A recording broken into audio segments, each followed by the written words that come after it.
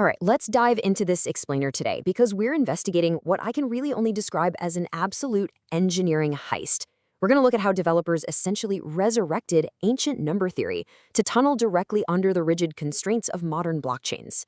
If you've ever wondered how the true next generation of decentralized finance is being rebuilt under the hood, well, you're in for a pretty fascinating ride. We are tracking a massive conceptual leap here, going straight from messy mathematical guesswork to undeniable digital truth. So I want you to keep this massive, honestly kind of crazy question in the back of your mind as we go. This right here is the impossible puzzle at the very heart of DeFi. Our most advanced globally distributed computer systems like the Ethereum virtual machine, right?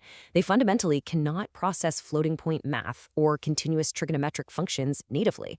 If you ask a decentralized network to calculate a smooth, continuous curve using decimals, the computers are going to disagree on those tiny chopped off fractions. And when that happens, consensus breaks instantly, the network crashes, or you end up burning just insane amounts of gas trying to force the calculation through. Because the physical hardware can't do exact decimals, traditional software relies on making highly educated guesses using approximations. But doing this on-chain causes something researchers call the wood chipper effect. When you force non-deterministic hardware to guess the math, it's literally like throwing your data into a blender. You might know what went into it, but you completely lose the ability to reverse engineer the exact original mathematical components. The mathematical provenance of your data is just permanently destroyed. To really wrap our heads around this, we need to contrast two very different parts of a computer's physical brain. First, we have the FPU gambler, the floating point unit. It's incredibly fast, sure, but it is lossy and probabilistic. It charitably sacrifices exactness to process continuous spaces. It's basically throwing darts at a board, hoping to hit the right answer. On the other side, we have the ALU surveyor, the arithmetic logic unit. The surveyor is strict, discrete, and perfectly deterministic. For the surveyor, 1 plus 1 is exactly 2, every single time on every single machine on Earth, providing universally verified truth. Okay, part 1, the polar AMN pivot. Now that we understand that hardware divide, let's look at how developers tried to escape the clunky, blocky guesswork of standard Cartesian grids. They made a massive conceptual leap. Think about the lens polar AMM for a second. It actually draws mathematical inspiration directly from physical optics. Imagine a gradient index lens, like a Lüneburg lens, that seamlessly bends physical waves toward a single focal point. Lens applies that exact same concept to capital. Instead of sliding up and down a rigid x and y axis, liquidity is mapped onto a circular manifold. This concentrates depth perfectly and omnidirectionally around a target price peak. For things like stablecoin pairs, that dramatically reduces slippage right where the price naturally wants to sit. It sounds incredibly elegant, but we immediately hit a massive technical bottleneck. Moving along a circle requires trigonometry, sines and cosines. But remember, the EVM cannot natively calculate floating point trig. If we use the FPU gambler to approximate sine and cosine on-chain using things like Taylor series, those approximation errors compound quickly. We hit what is known as the massive trig wall, and if consensus breaks here, billions of dollars can just vanish. Moving right into section 2, the magic lockpicks. So how do we traverse this circle flawlessly? Well, by resurrecting division-free integer geometry. The real breakthrough came by mapping circular geometry into Pell and Smith rational coordinates. This relies on Pell's equation, which is a Diophantine equation. Basically, it's a strict mathematical rule that demands pure, exact whole numbers. Absolutely no decimals allowed. By generating these exact integer sequences, they essentially created a magic trick for computing any integer solution corresponds to a perfect rotation on the circle with absolutely zero decimal guesswork.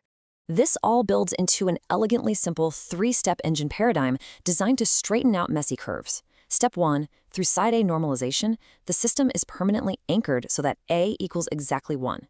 Step 2, it swaps out all that messy, heavy trigonometry for discrete reciprocal shifts across a rational lattice.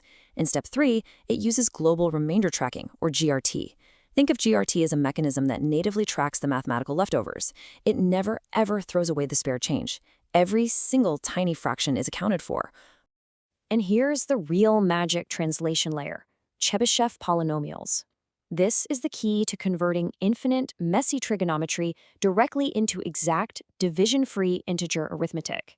There are no divisions, no costly square root operations, and absolutely zero guessing. It's just pure algebra, turning abstract angles into exact rational coordinates, locking them in absolute geometric perfection. When we apply this, we completely untangle the math. Those vulnerable, expensive division and square root operations, totally kicked out. They're replaced with simple Brahmagupta products. And it scales brilliantly too. By applying the Smith normal form, Lens takes these massive, dizzyingly complex n-dimensional multi-asset pools and essentially unbraids them. It separates mind-bending dimensional complexity into independent, perfectly straight 2D Pell curves. Which leads us to a pretty profound philosophical shift, perfectly captured by the concept of magnitude implicit addressing. What that means is the value itself mathematically contains its exact location. We've permanently liquidated what developers call tick debt. The machine isn't guessing where the liquidity is anymore using blocky grids. It absolutely knows. It forensically possesses the absolute mathematical state without any lossy observer debt. And that brings us to Section 3, the staggering results.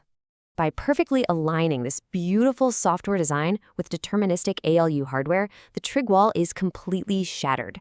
Because the entire state transition executes as a single matrix vector multiplication, skipping all that expensive sequential curve crossing, Lens achieves bit-perfect orientation. It hits a flat, instant 0.1 computational complexity, bringing gas costs down to a totally predictable 0.01.